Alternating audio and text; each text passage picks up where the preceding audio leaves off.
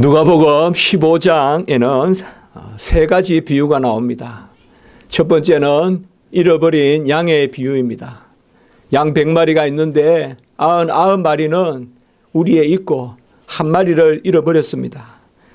그런데 그 99마리를 이 정도면 됐다 하고 기뻐하지 아니하고 잃어버린 한 마리 양을 찾아서 끝내 그 양을 찾게 되었을 때 즐거워하고 어깨에 메고 오는 그것이 바로 첫 번째 비유입니다. 그리고 두 번째는 잃은 드라크마의 비유입니다. 10개의 드라크마를 가지고 있는 사람이, 드라크마는 은전입니다. 은전, 은으로 만든 동전, 그 동전 10개를 가지고 있는 사람이 한 개를 잃어버렸습니다. 근데 9개로 됐다라고 하지 않고 그 은전 하나를 찾았을 때 그때 다시 기뻐하고 여러 사람들이 모여서 함께 기뻐했다는 그 비유가 두 번째 드라크마의 비유입니다. 그리고 세 번째 나오는 비유, 바로 오늘 말씀에 우리가 잘 아는 잃어버린 탕자의 비유, 혹은 집 나간 탕자의 비유, 혹은 돌아온 탕자의 비유, 뭐 다 여러 가지로 우리가 부르는 그 비유입니다. 이 세 가지 비유에는 정확한 공통점이 있습니다. 다 잃어버리지는 않았습니다. 일부를 잃어버렸는데 잃어버린 것을 더 찾기를 원하는 그런 주인의 모습, 그것이 그려져 있고 그것을 찾았을 때 대표적으로 공통적으로 잔치하는 그 모습이 나옵니다. 이 잔치는 천국의 잔치요, 천사가 하답하는 잔치요, 바로 그런 잔치겠죠. 그리고 이 세 비유의 공통점은 단순히 양을 한 마리 찾았다, 그리고 단순히 은전을 하나 다시 찾았다, 그런 개념이 아닙니다. 우리가 오늘 누가복음 15장 7절에 보면 바로 이런 양의 비유, 양을 한 마리 찾고 그 어깨에 메고 돌아오는 그 기쁨이 무슨 의미냐? 죄인 한 사람이 회개하면 의인 99보다 즐겁다.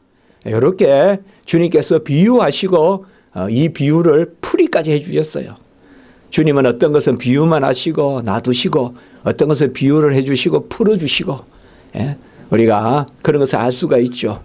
씨 뿌리는 비유, 이런 것은 이렇게 또 설명해 주시고, 오늘 말씀에도 보면 바로 첫 번째 이런 양의 비유도 죄인 한 사람이 회개하면 의인 99보다 즐겁다.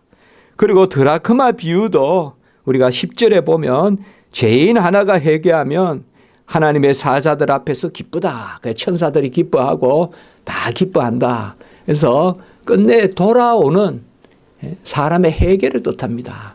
이 말씀이. 그리고 이제 오늘 말씀 부분 우리가 전반부는 읽지 않고 중간 부분 읽고 또 후반부도 읽어보지 않았지만 오늘 말씀이 바로 돌아온 탕자, 집을 나갔다가 돌아온 그 탕자의 비유를 우리에게 알려주고 있습니다. 오늘 말씀에서 아버지는 어떤 아버지입니까? 품꾼이 많고 재산이 풍부한 그러한 아버지입니다. 그리고 이 아버지는 어떤 아버지입니까? 자식을 사랑하는 긍휼을 베푸는 아버지입니다. 이 아버지는 크게 보면 창조주고 구속주입니다. 만물을 지으신 아버지고, 그리고 구원하시는 아버지, 불쌍히 여겨주시고 긍휼을 베푸셔서 아들까지로 주시는, 바로 오늘 아버지는 그런 하나님을 뜻합니다. 그리고 오늘 나오는 이 아들, 두 아들 중에 둘째입니다. 우리가 아까 말씀을 드렸죠. 양의 비유는 100마리 양 중에 한 마리를 잃어버린 것, 드라크마의 비유는 10개의 드라크마 중에 한 개를 잃어버린 것, 이제 탕자의 비유는 두 아들 중에 둘째입니다.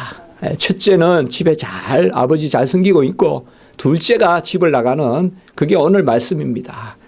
바로 이 아들은 어떤 죄를 지었습니까? 오늘 말씀 중에 우리가 18절과 21절을 보면 내가 하늘과 아버지께 죄를 지었사오니 이렇게 두 번이 나옵니다. 그냥 아이가 집을 나갔으면 아버지 죄송합니다 하면 될 텐데 여기 말씀은 하늘과 아버지께 죄를 지었다.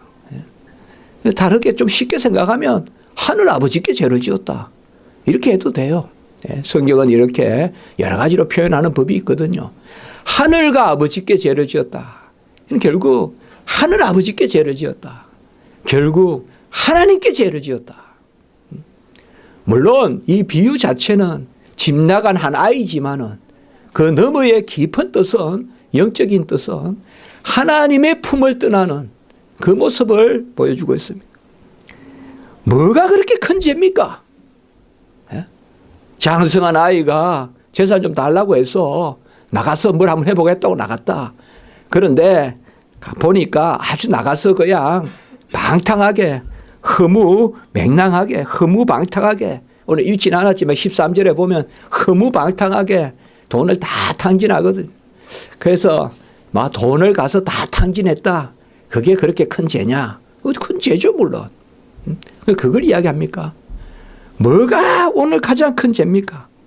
뭐가 이 자식이 깨닫고 돌아온 핵심입니까? 자식이 돌아와서 내가 하늘과 아버지께 죄를 지었다. 하늘과 아버지께 죄를 지었다. 나는 이제 아들이 될 수가 없다. 품꾼이라도 삼아주면 좋겠다. 그러면서 돌아오는데 무슨 죄를 이렇게 심각하게 지었길래 물론 유산을 가져가서 다 탕진하는 거 그거 중요하죠. 그러나 돈이야 또 있기도 하고 없기도 한 거 아니겠습니까? 뭐가 그렇게 중요하냐 이 말이에요. 오늘 중요한 것은 다른 것이 없습니다. 바로 떠나는 것입니다. 자식이 부모의 품을 떠나는 게 죄라는 거예요. 우리가 하나님의 품을 떠나는 것이 죄라는 거예요. 오늘 말씀은 나가서 고생을 했고 나가서 무슨 음란했고 나가서 무슨 술을 마셨고 나가서 무슨 그걸 했다는 게 핵심이 아니에요. 오늘 말씀은 하나님의 품을 떠난 것이에요. 하나님의 품을 떠났어요. 그걸 탕자가 깨달았어요. 그래서 하늘과 아버지께 죄를 지었다. 하늘과 아버지께 죄를 지었다. 그리고 이제는 품꾼이라도 좋으니까 함께 있게만 해달라. 핵심은 뭐예요? 함께 있는 거예요. 아버지 품속에 함께 있는 거. 내가 형편이 어떻든 처지가 어떻든 집에 먹을 게 있든 입을 게 있든 그것보다 중요한 것은 부모, 아버지 함께 있는 거죠. 자녀가. 그것을 오늘 우리에게 말씀해 주고 있어요. 오늘 말씀에 보면 세 종류의 사람들이 나와요. 세 종류의. 첫째는 아버지의 아들 된 사람이 나와요. 이 아들은 바로 분깃을 없는 12절의 말씀에 보면 분깃이 바로 유산이거든요. 기업. 분깃이라고 합니다. 그것을. 바로 유산을 얻을 자격이 있는 아들이 나오고 또 하나는 누가 나오는가 하면 품꾼이 나와요. 품꾼은 유산이 없고 싹쓸 박죠. 품꾼이 나와요. 그리고 또 하나는 누가 나오는가 하면 종들이 나와요. 이 세 부류가 이 종들은 뭔가 하면 언제 나옵니까? 빨리 저기 가서 기름진 그 송아지를 살진 송아지를 잡으러 할 때 종들에게 시키잖아요. 그래서 이 세 부류에 나와요. 첫째는 자녀된 사람, 두 번째는 품꾼들, 세 번째는 종들. 품꾼은 뭡니까? 종은 아니지만 집에 머무는 사람은 아니에요. 들락날락거리는 사람이에요. 종은 뭡니까? 집에 머물지만은 자녀는 아니에요. 유산은 없어요. 그러면 자식은 뭡니까? 집에 머물기도 하고 유산도 있고 바로 분깃이 있는 기업이 있는 12지파 그게 바로 자녀죠. 구약으로 말하면 12지파 신약으로 말하면 그리스도를 믿어서 영접해서 구원의 자녀가 되는 오늘 비유는 바로 이것을 우리에게 말씀해 주고 있습니다. 집 나간 탕자 돌아온 탕자 이것은 많은 경우에 보통 보면 구원에 대한 그런 설교를 많이 합니다. 그래서 믿지 않는 사람이 이제 집에 돌아와서 믿었다. 뭐 그것도 내용이 틀리지는 않겠지만 엄밀히 가만히 보면 이미 자녀인 자입니다. 큰아들 둘째 아들 야곱과 에서가 있듯이 에브라임과 므낫세가 있듯이 므낫세와 에브라임이 있듯이 이것도 두 아들이에요. 성경에는 자주 이 두 아들의 그러한 모습들이 나타나잖아요. 오늘 비유도 두 아들이란 말이에요. 그래서 이 두 아들은 이미 아들이에요. 아들이 나갔다 들어온 거예요. 끝내는 뭐예요? 아들이 나가면 들어오게 돼 있어요. 하나님이 택했으니까. 그래서 오늘 말씀은 우리가 이 탕자의 비유는 구원의 말씀이라기보다 이미 믿은 자녀가 끝까지 하나님의 이끄심을 받는다. 그래서 오늘 설교 제목을 우리가 성도의 견인이다. 이렇게 제목을 잡은 겁니다. 성도의 견인을 믿는다. 견인이라는 말은 조금 신학적인 말일 수도 있는데 어려운 말이 아니죠. 우리가 견인한다. 주로 나쁜 뜻이 많죠. 차를 열쇠 놓고 한 3, 4일 여행 갔다 오면 아마 견인되어서 어디 가 있을 겁니다. 그런 견인이라고도 볼 수 있고 한자는 여러 말을 쓰는데 한 가지 생각하시면 됩니다. 끝까지 참을 수 있게 하시고 끝까지 그 자리에 있도록 참아서 그 자리에서 견디도록 은혜를 베푸시는 것. 이게 견인입니다. 그대로 해석하면. 그래서 영어로는 이 견인이라는 말이 참는다 이렇게 되어 있습니다. 인내 이렇게 되어 있어요. 영어로 번역하면. 그러니까 이거 잘 아셔야 돼요. 바로 견인은 뭔가 하면 우리가 하나님의 자녀로서 끝까지 그 자리에 머물 수 있도록 하나님이 은혜를 베풀어 주시는 거.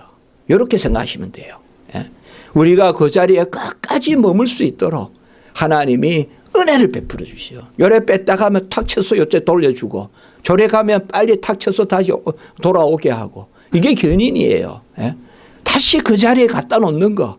다시 그 자리로 위치시키는 거. 그런 측면에서 참음이라고 해서.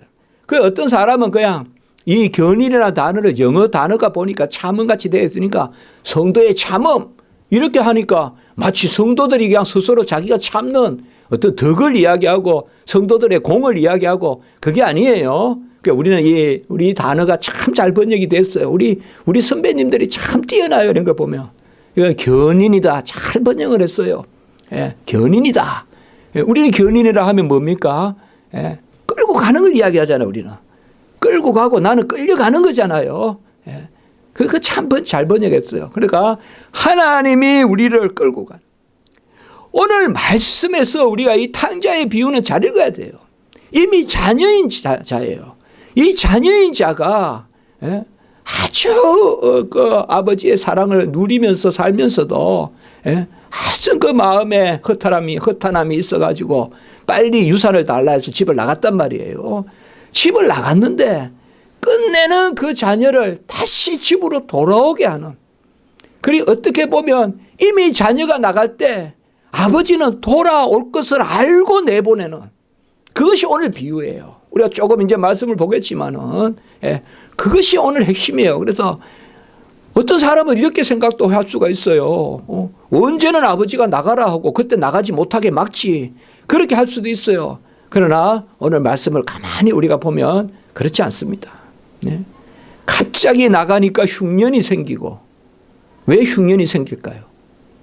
하나님이 그렇게 만드시는 거예요.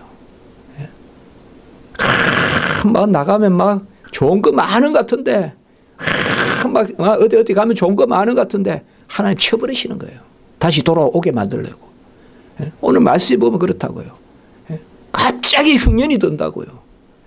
뭐 탕자가 잘못한 것도 있지만 갑자기 막 흉년이 들고 형편이 안 좋아진다고요.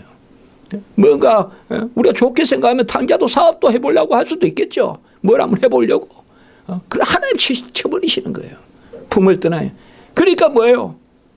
끝내는 그냥 돼지 치는 일을 하다가 먹을 게 배가 얼마나 고프면 누가 옛날에 뭐 종에게 배부르게 줍니까? 옛날 우리 불과 몇십 년 전만 해도 뭐 다 있었어요. 시골에 그 그런 개념이 있었어요. 다른 집에서 도와주고 사시는 분들이 있었거든요. 그럼 뭐 사실 밥 한 끼 먹기도 힘들거든요. 그러니까 지엽 열매를 먹고 끝내는 뭐예요? 하나님이 다시 돌아오게 만드시는 거예요. 이것이 오늘 말씀에서 우리의 말씀의 핵심입니다. 오늘 말씀의 이 아버지는 바로 하나님이십니다. 구약 때는 창조의 하나님, 만물을 지으시고 만나 메추라기를 주시고 홍해를 가르시고 물을 반석에서 나게 하시는, 우리가 시편의 1편에 나오지만 시냇가에 심은 나무와 같이 시절을 쫓아 가시를 맺고 모든 행사가 형통하고, 이런 구약적 개념이 신약에 오면 이제 아버지의 개념으로 나타납니다.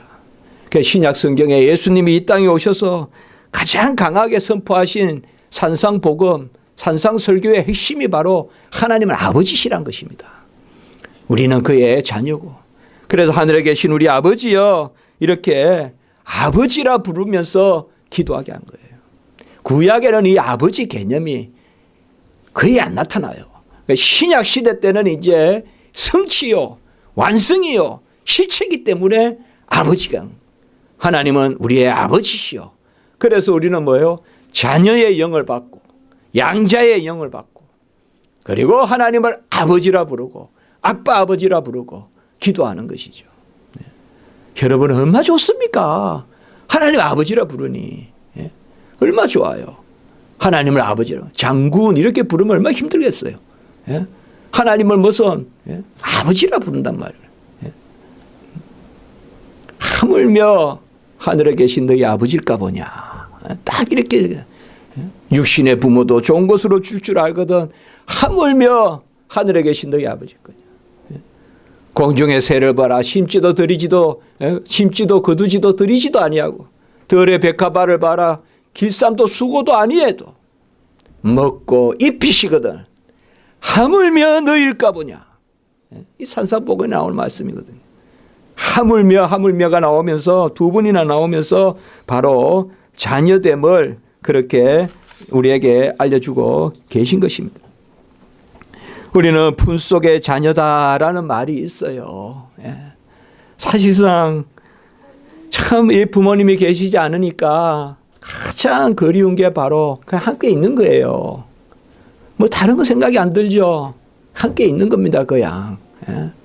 어디 좋은 데도 가면 이곳에 함께 있었으면 좋았을 텐데, 어디 좋은 그늘이라도 있으면 이곳에라도 함께 앉아 계셨으면 좋았을 텐데, 이제 그런 거예요. 그래서 사실 여행도 가기가 싫어요. 뭐 부모님이라도 계시고 이러면 함께 가는 즐거움이 있잖아요.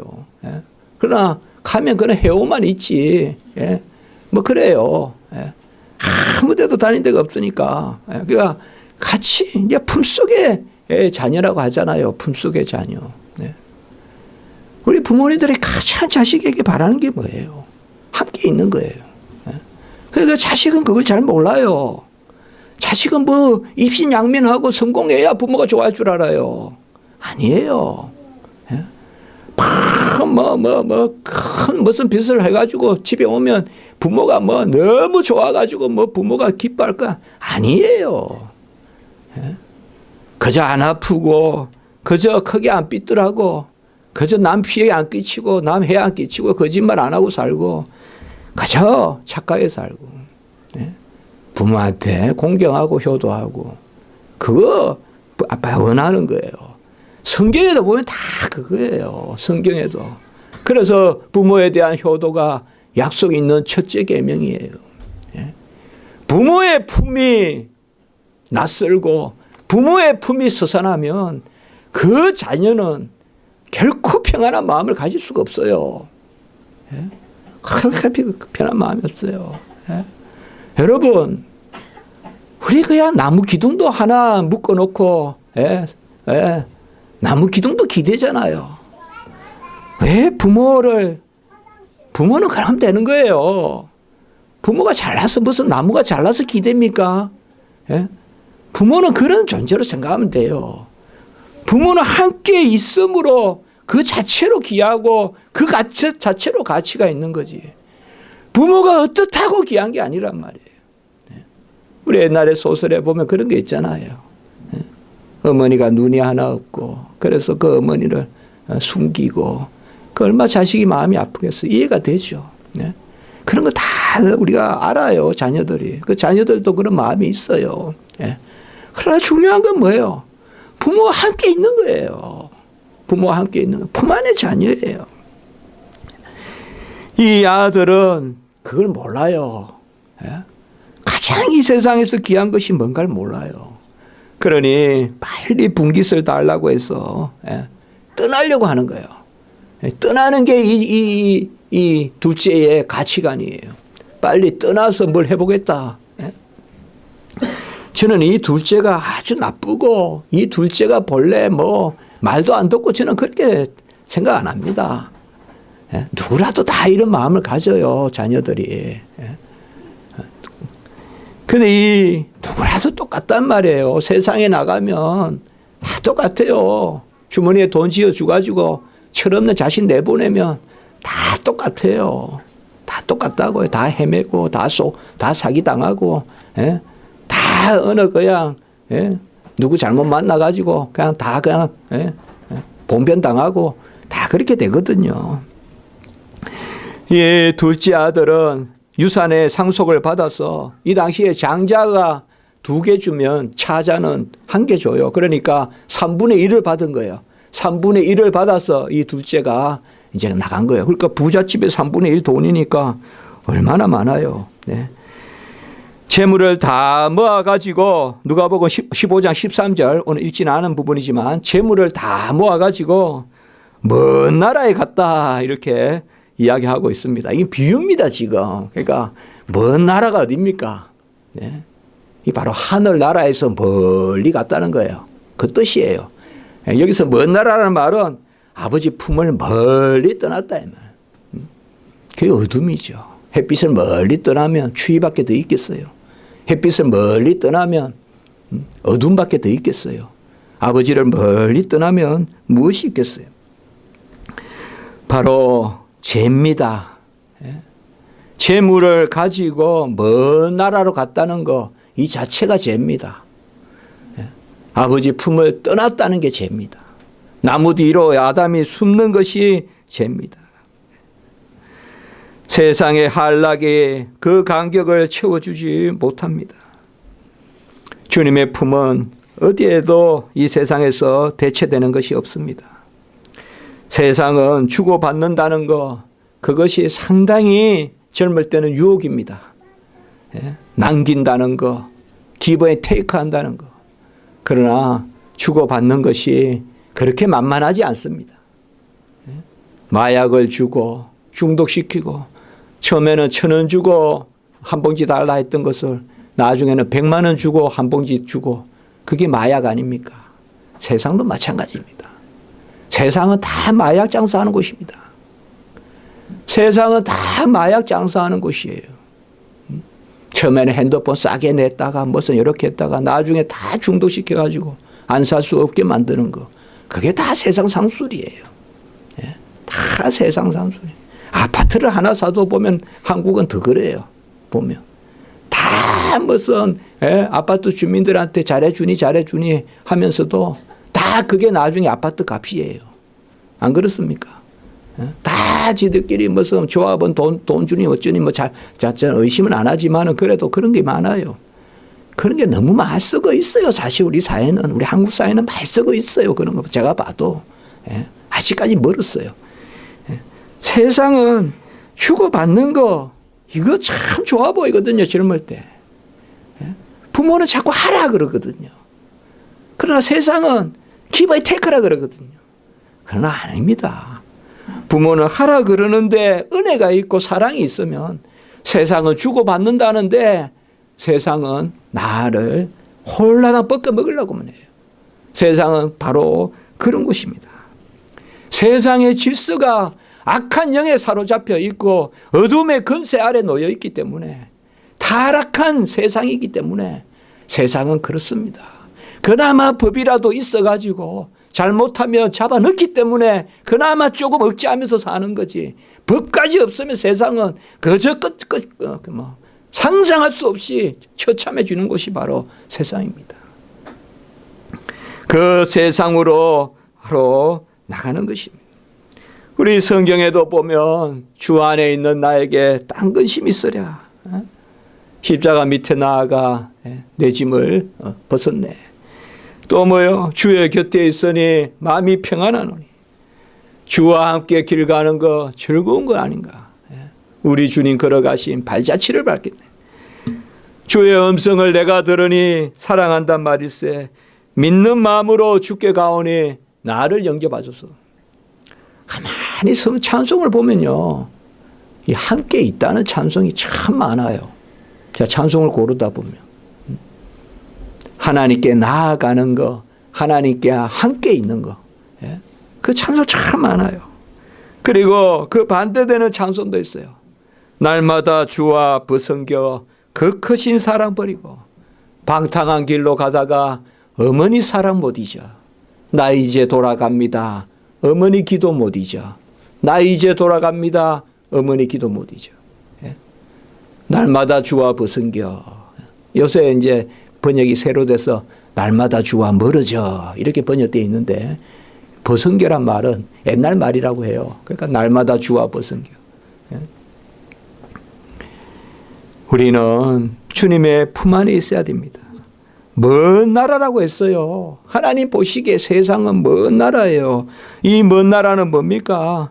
소돔과 고모라 같은 땅이에요. 음란한 땅이에요. 롯은 소돔과 고모라가 너무 좋아서 빨리 그쪽을 선택했어요. 아브라함은 믿음이 있었기 때문에 먼저 선택 안 했어요. 여러분, 첫눈에 반하는 것은 다 세상 것이에요. 우리는 그 밤에 기도하고 선택해야 돼요. 꼭 하루를 넘기세요. 첫눈에 좋아 보이는 것은 전부 다 세상 것이에요. 허탄한 것입니다. 롯은 첫눈에 마음에 들었어요. 소 아래 평지가. 그러나 누가 알겠어요. 그곳에 유황이 내리고 지금까지도 가보면 생물 하나 못 사는 그 땅이 돼버렸잖아요. 소돔과 고모라가. 하나님이 그때 심판해가지고 지금도 이스라엘 그 가보면 소돔과 고모라는 아무것도 없잖아요. 그냥 여행객이 내렸다가 저곳입니다 하고 오는 거지 뭐 하나 없잖아요. 아무것도 없잖아요. 바로 먼 땅으로 그렇게 갔다 그곳에서 허랑방탕하게 사용을 했습니다. 13절에 우리가 지금 읽은 부분은 아니지만 허랑방탕하게 재물을 다 사용했다라고 이렇게 말씀하고 있습니다. 허랑방탕하다는 것은 어떻게 쓰는 게 허랑방탕할까요? 답은 하나입니다. 하나님의 뜻에 어긋나게 해서 재물을 사용하는 건 다 허랑방탕한 것이다. 그걸 아시면 됩니다. 여러분, 우리는 성도입니다. 신자입니다. 우리는 천국 시민권을 가진 하늘나라 백성입니다. 우리는 재물 하나를 쓸 때도 하나님의 뜻을 헤아려야 됩니다. 그게 아닌 것은 다 허랑방탕한 것입니다. 허랑방탕한 것이에요. 바로 허랑방탕하게 사용을 했고 그 나라에 크게 흉년이 들어서 14절에 여기에서 우리가 잘 봐야 됩니다. 왜 특별히 왜 흉년이 들었냐 이 말이에요. 왜 흉년이. 하나님이 흉년을 내리신 거예요. 하나님이. 우리가 보통 비유라 그러면 그냥 흉년이 없고 평상시에 나갔는데 막 돈 다 써버리고 여기저기 막 도박도 하고 그냥 술도 마시고 그냥 다 그냥 써버리고 그래서 탕진했다 그러면 될 텐데 왜 흉년이 여기 나옵니까? 잘 생각하셔야 돼요. 아무리 좋아 보여도 그 뒤에 숨어 있는 게 있어요. 환난이 있다고요. 그게 세상이에요. 우리 십자가지기 성도님들은 하나님의 은혜는 구하되 세상에 공짜는 바라지 마세요. 다 망해요. 다 망해. 큰일 나요. 멋은 그거 조심하세요. 여러분들. 갑자기 그냥 일거에 그냥 떼부자가 되는 거 이런 생각하지 마세요. 떼부자 돼서 뭐 하려고요. 그거 다 아무 생각하지 마세요. 다 뒤에 숨어 있어요. 숨어 있어요. 세상은 그렇게 호락호락하지 않아요. 빼앗는 것은 아주 그냥 유명하게 빼앗는 게 있지만 주는 것은 절대 유명하게 주는 것도 없어요. 여러분들. 다 빼앗으려고 주는 척 하는 거지. 아무것도 없어요. 하나님 안에만 30배, 60배, 100배의 그러한 부유함이 있지 세상은 절대 그렇지 않아요. 세상은. 그게 어떻게 보면 그것도 하나의 뜻이에요. 세상은요, 내가 노력해서 최소한 얻는다 그렇게 생각하시고 하나님께 은혜를 구해야 돼요. 여기에 보면 크게 흉년이 들었다. 이것은 이제 뭐예요? 하나님이 다시 견인하는 방법이에요. 다시 하나님이 끌어오시려고 흉년을 주시는 거예요. 우리는 이렇게 봐야 돼요, 이 비유를. 이 탕자에게는 이게 환난이지만 하나님의 뜻에서는 다시 자녀를 품으로 끌어도는 지금 방법이에요. 이 한 생명을 살리려고 기후까지 변화시킨 거예요. 그게 하나의 뜻이에요. 인간 하나 살리려고. 아까 99마리보다 한 마리 양이 귀하다 그랬죠. 9개의 드라크마보다 하나 잃어버린 은전이 귀하다 그랬죠. 오늘 여기 말씀이 그건 거예요, 지금. 잃어버린 한 생명, 한 아들을 다시 집에 들어오게 하려고 하나님은 날씨, 기후, 풍토까지 다 변화시켜서 흉년을 만드신 거예요. 이렇게 우리가 비유를 봐야 돼요. 그래서 하나님이 기후까지 바꿔서 우리 성도는 그걸 아셔야 됩니다. 우연인 것 같아도 그렇지 않아요. 날씨 하나도 우리를 이끌어요. 날씨 하나도. 우리는 항상 그렇게 깨어 있어야 돼요. 모든 거 역사 하나, 뭐 하나도 다 우리의 삶에 이게 하나님의 바로 섭리예요. 하나님의 섭리. 이제 하나님 치시는 거예요. 왜 치셔요? 돌아오라고 치시는 거예요. 돌아오라고 치시는 거예요. 그리고 그 나라 백성 중 한 사람에게 붙여 산다. 15절에 보면 붙여 산다 이 말이 뭐예요? 이 붙여 산다는 게 뭐예요? 부잣집 아들이 하나님과 함께 살고 하나님 속에 살던 요한복음 14장 17절에 그 하나님의 품을 떠나니까 인간에 붙여 산다. 얼마나 비참해집니까? 얼마나 비참해요. 가룟 유다가 예수님의 품을 떠나니까 제사장들에게 가가지고 흥정하려고 하니까 문을 칵 닫아버리는 그게 바로 붙여 사는 거예요. 참 우리가 가장 비참한 게 이겁니다. 여러분 세상과 타협하고 세상 쪽으로 기울고 그러면 우리는 다 붙여 사는 거예요. 빌붙어 사는 거예요. 세상에 빌붙어 사는 것은 허무해요. 세상에 빌붙어 사는 건 허무해요.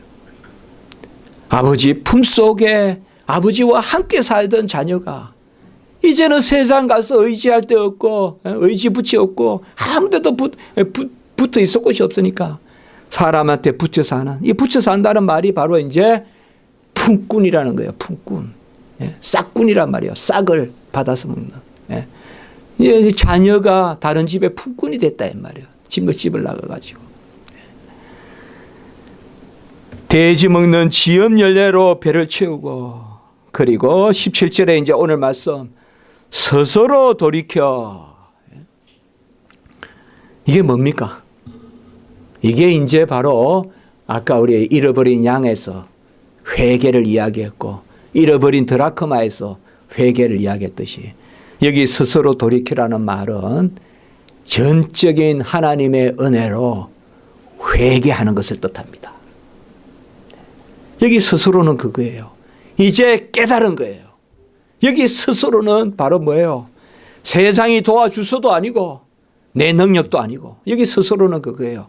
스스로 돌이켜다 이 말은 하나님이 안전히 그냥 그쪽으로 몰아버리세요. 하나님이 안전히 그냥 길을 그냥 되돌리게 만들어버리는 그게 스스로 돌이켜. 이제 생각이 바뀌는 거예요. 생각이 바뀌어요. 영적인 철이 드는 거예요. 영적인 철이 드는 거예요. 우리 아이 가치관이 참 중요하잖아요. 참 가치관이 중요하잖아요. 저도 부단히 부모 품을 떠나려고 했고 특별히 그런 게 심했어요. 우리 부모님은 많이 간섭을 했어요. 근데 유학 갔다 오니까 최고 하고 싶은 게 그때는 이미 어머니 돌아가시고 안 계시고 그래서 아버지하고 같이 그냥 있고 싶더라고요. 그래서 한 3주를 시골에 가서 그 시골에 아버지는 저쪽 방에 저는 이 방에 몰라요. 제가 유학하면서 그게 가장 아쉽더라고요. 그게 아무 뭐 하는 것도 없어요. 그냥 같이 있는 거예요. 그냥 같이 있는 거. 같이 있는 거예요. 그래도 그 아버지조차 오래 계시지 않죠. 다 스스로 돌이켜 이제 불가항력적인 은혜 이게 있다고 이제 우리에게 하나님이 우리에게 내 아버지에게는 양식이 풍족한 품꾼이 얼마나 많은가. 이제 자기가 품꾼이 돼 보니까 자녀됨에 귀한 것을 알게 된다. 품꾼이 돼 보니까. 그리고 18절에 보면 내가 하늘과 아버지께 죄를 지었사오니 아까도 말씀을 드렸죠. 이게 이제 회개하고 깨달은 거예요. 본질을 알게 된 거죠. 이제. 아버지를 떠나고 육신의 부모를 떠난 거 그 너머에 하나님의 뜻을 저버린 것이다. 저는 그렇게 말씀드리고 싶습니다. 이건 제가 말씀드릴 자격이 없지만 약속이 있는 첫째 계명이 부모를 공경하는 것입니다. 그리고 부모를 공경하면 장수하고 기업이 흥하다고 했습니다. 무조건 부모는 공경의 대상입니다. 부모는 무조건 공경의 대상이에요. 제가 아까 그런 표현을 썼죠. 그냥 길 가는 말뚝 하나도 말을 메어 놓을 때 필요해요. 그 말뚝은 좋다 그래요. 우리 부모들 밥 해주고 다 그렇게 해도 조금만 마음에 안 들면 나쁘다 그래요. 그냥 아직까지 철이 안 드는 거란 말이에요. 길 가다가 그냥 개 그거 하나 묶어 놓으면 야 그거 고맙다. 이 기둥에 묶어 놓으니까 그런 거 있잖아요. 기둥이라도 있어가지고 개 끌고 가다 개 목걸이라도 이렇게 걸어 놓으면 야 그 나무 참 유익해. 근데 사시사철 밥에 먹여도 부모에게 감사한 줄 몰라요. 사시사철 밥에 먹여도 철이 안 드는 거예요. 우리가 철을 드려야 돼. 우리 하나님도 마찬가지. 하물며 하늘에 계신 너희 아버지일까 보냐. 훨씬 육신의 부모보다도 더 우리의 중심을 보시고 더 우리의 필요한 걸 아시고 시시각각 때마다 채워주십니다. 건강 주십니다. 지혜 주십니다. 한 게 없는데 또 하게 됩니다. 제가 하나님 앞에 그랬거든요. 생명의 말씀사 참 이 설교 때 죄송합니다만은 제 큰 믿음으로 이야기했어요. 3근까지 12월까지 해보겠습니다. 12월 어제부로 마쳤습니다. 어제부로 마쳤어요. 꼭 이틀 전에. 그래서 제가 한번 그렇게 설교했죠. 저는 예배드리고 말씀 전하고 그럼 하나님 복 주실 걸 생각해요. 다른 일은 예배드리는 게 세상에서 최고 규칙적이에요. 예배 스케줄대로만 살면요. 다 반듯해져요. 다 반듯해져요. 예배 스케줄대로만 살면 다 반듯해져요. 아주 규칙적인 생활을 하게 돼요. 그러니까요. 쌓여요.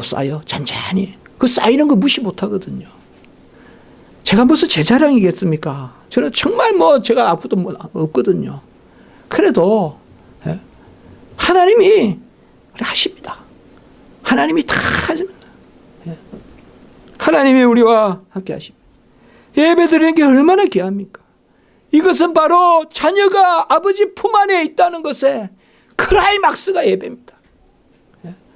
함께 있고 속에 있고 하나가 되고 그의 영광과 임재와 생명과 이게 바로 예배입니다. 이거는 생명의 잔치고 천국의 잔치고 우리의 영생 백성의 찬송이고 그게 예배거든요. 함께 있는 겁니다. 여러 가지가 중요한 것 같아도 본질은 함께 있는 것입니다. 가까이 있는 것입니다. 아무 것 가지고 치장을 해보세요. 겨울의 추위를 막을 수 있는 거예요.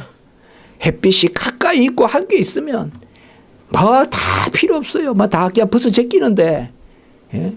지금 어제 오늘 얼마나 춥습니까? 우리가 여기서 뭘 배웁니까? 저 태양 하나만 조금 멀어져도 이렇게 추운데, 예?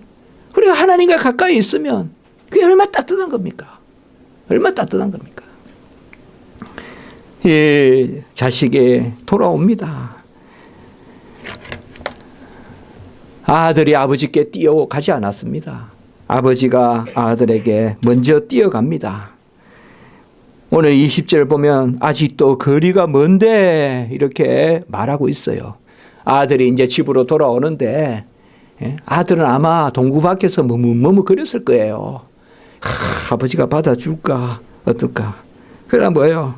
아버지는 아직도 거리가 먼데, 아직도 거리가 먼데 이건 뭐예요? 기다렸다는 거예요. 멀리 올 때는 매일 기다리고 있었다는 거예요. 언제 아이가 나타날까, 아이가 나타날까. 예? 기다리고 있다가 먼데 그냥 정같이 보여도 자식은 금방 알아보잖아요. 뛰어나가가지고 그 자식을 맞이하는 것을 볼 수가 있습니다. 여러분, 우리가 날마다 살아갈 때 우리가 하나님 앞에 하나님이 우리를 먼저 알아보시고 뛰어나오십니다. 그래서 옷도 입혀 새 옷을 입혀주시고 제일 좋은 옷을 입혀오시더라. 제일 좋은 옷이 바로 잔치옷이에요. 잔치옷을 입혀주시고 금에 또 손에 가락지는 뭐예요? 이게 언약이에요. 이게. 예? 언약이란 말이에요. 가락지를 끼워주시고 발에 신발을 신겨주시고 보호예요. 보호. 신발은. 예? 우리는 뭐 신발이 그렇게 안 해도 이스라엘에서는 신발이 없으면 못 살아요. 예? 그러니까 신발을 신겨주시고 옷을 입혀주시고 가락지를 끼워주시고 그 다음에 송아지를 잡아가지고, 예? 첫째는 나중에 오늘 읽지는 않았지만 양 한 마리도 안 잡아주었어요. 첫째는. 그러나 둘째는 집 나갔다 돌아온 둘째한테는 송아지를 잡아가지고 그것도 살진 송아지를 잡아가지고 잔치를 해주는 그것을 볼 수가 있습니다. 오늘 제가 견인에 대해서 우리가 설교한다고 했습니다. 사도 바울도 나는 날마다 죽노라 했습니다. 우리가 어떻게 완전합니까? 연약합니다. 그러나 성도의 재미가 어디 있습니까? 성도의 즐거움이 어디 있습니까? 바로 나를 끝까지 붙들어 주시는 그게 바로 성도의 즐거움이 아니겠습니까? 어제 저는 그 주보에 여러분들 보시면 모든 것이 새 것이라 이걸 밤 늦게 이렇게 썼습니다. 그래서 이제 우리 송구영신 예배 때도 그 주보에 이것도 이제 싣고 그래서 하는데 무슨 글을 쓸까 하다가 가만히 생각해보니까 모든 것이 새 거죠. 처음에는 이제 보라 이전 것은 지나갔으니 새 것이로다 이렇게 했는데 모든 것이 새롭더라고. 제가 이게 정말 다 아멘이더라. 눈물도 새롭고 기쁨도 새롭고 옛날 것도 새롭고 새 것도 새롭고 새 것 아닌 것도 새롭고 달도 새롭고 해도 새롭고 전부 새롭더라고요. 은혜 받으면 다 새롭습니다. 은혜 받으면 다 새롭습니다. 옛 것도 새롭고 새 것도 새롭고 과거 것도 새롭고 지금 것도 새롭고 미래 것도 새롭고 모든 것이 새로워. 제가 거기 마지막에 보세요. 그냥 새롭고 단지 새롭고 그저 새롭고 거저 새롭고 값없이 모든 것이 새롭습니다. 그냥 자녀예요. 오늘 말씀은 구원받은 백성이 처음 구원받은 게 아니라 이미 구원받은 백성이 날마다 나는 죽노라 날마다 나는 사노라 그 새로움을 노래하고 있는 것입니다. 우리가 하나님 앞에서 잠시 이렇게 실족하더라도 다시 여러분들 하나님 앞에 기대고 의지하고 스바냐 3장 17절에 그가 너로 인하여 기쁨을 이기지 못하시며 너를 잠잠히 사랑하시며 너로 말미암아 즐거이 부르며 기뻐하시리라. 여기 한 줄에 즐겁다 기뻐한단 말이 꽉 차 있어요. 바로 하나님은 우리가 함께 있는 것으로 기뻐하십니다. 우리가 하나님을 찾는 것으로 기뻐하십니다. 우리가 하나님을 찾고 하나님을 부르고 한낱날에 나를 찾아라, 한낱날에 나를 부르라. 세월 지나갈수록 의지할 것뿐이고 하나님 앞에 다 하면요, 하나님이 잠잠히 사랑하시고 너를 인하여 기쁨을 이기지 못하시고, 우리가 자녀들 키워보면 알잖아요. 기쁨을 이기지 못하시고 그리고 절거히 부르며 기뻐하신다. 바로 잔치를 행한다라고 말씀하고 있습니다. 우리는 끝까지 이끄시는 하나님께 나아가야 됩니다.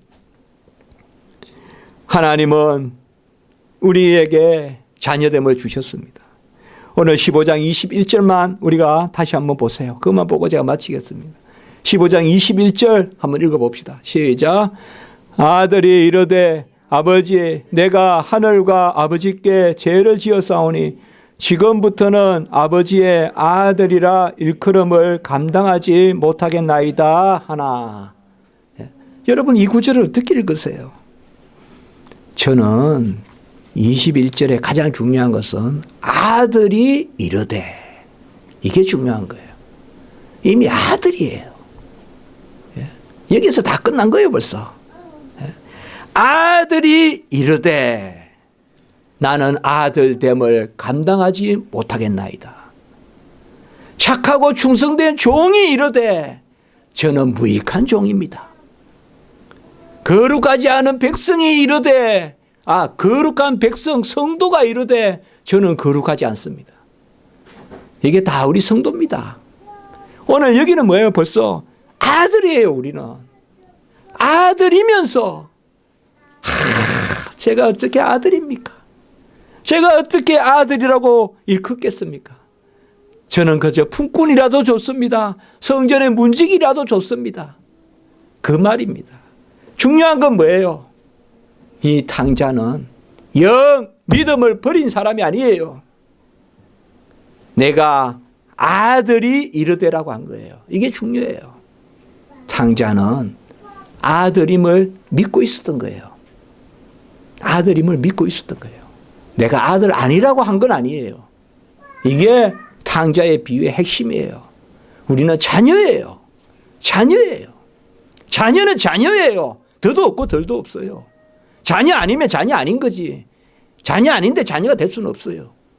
자녀는 이래도 자녀고 저래도 자녀예요. 하나님이 끌고 갔어요. 다만 하나님이 깨닫게 하세요. 그게 오늘 비유입니다. 연말과 연시에 또 한 해를 넘기는 이때에 우리는 내가 참을 수 있고 내가 그 자리에 있게끔 하시는 그 하나님의 은혜, 견인의 은혜, 끌고 가시는 은혜, 그 은혜를 다시 기억하면서 하나님께 영광 돌리는 그러한 역사, 날마다 천국의 잔치가 있는, 우리가 돌이킬 때 하나님이 잔치를 베풀어 주시는, 가라지를 끼워주고 옷을 입혀주시고 신발을 신겨주시고 살진 송아지를 삼는 그런 날마다의 잔치가 있는 우리 성도님들 삶 되기를 주님의 이름으로 축복합니다. 기도드리겠습니다. 거룩하고 자비로우신 하나님 아버지, 시시각각으로 주님의 품을 떠나 세상의 유혹, 세상의 달콤한 것, 즐거운 것, 그거 아버지여 세상에 일을 남겨보자 하면서 떠나고자 하는, 먼 나라로 떠나고자 하는 저희들 마음이 있습니다. 하나님, 영적으로 철이 들게 하시고 정말 하나님 품에 있는 것이 얼마나 귀한 것인지, 예배 드리는 것이 얼마나 귀한 것인지, 기도하는 것이 얼마나 귀한 것인지, 그거보다 더 귀한 것은 없다는 것을 잘 깨달아 우리도 아버지여 날마다 하나님의 그 기뻐하심과 즐거워하심, 천국 잔치에 참여하는 그런 저희들 될 수 있도록 인도하시고, 우리 모든 성도님들 하나님 다 하나님 옷 입혀주시고 가라지 끼워주시고 신발 신겨주시고, 날마다 우리 가정도 하나님의 천국 잔치가 넘치는 그런 가정들 될 수 있도록 인도해 주시옵소서. 구주 예수 그리스도 이름으로 감사하며 기도드리옵나이다. 아멘.